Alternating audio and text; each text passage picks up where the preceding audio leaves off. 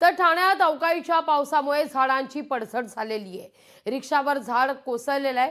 प्रवाशाचा मृत्यू झालाय। खोपटच्या रुणवाल नगर परिसरात ही घटना घडलेली आहे। दुर्घटनेत रिक्षा चालक जखमी झाल्याचं वृत्त आहे।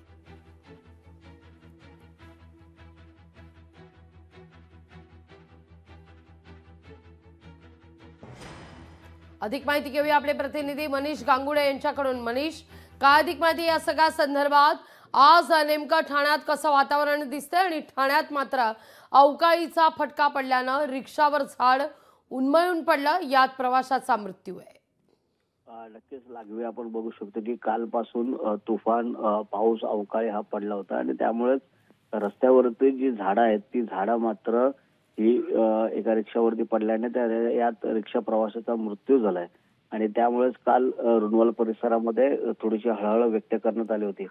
पण आपण जर संपूर्ण ठाणे परिसरामध्ये जर बघितलं तर ठाणे परिसरामध्ये जी झाडं आहेत रस्त्यालगतची ती झाडं मात्र काही वाहनांवरती देखील पडलेली आहेत आणि त्यामुळेच आता रस्त्यांवरच्या झाडांचा देखील प्रश्न हा गंभीर झालेला आहे।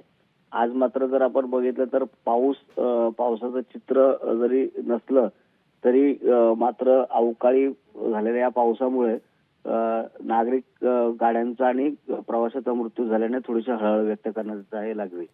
मनीष, धन्यवाद तुम्ही दिलेल्या माहिती करता।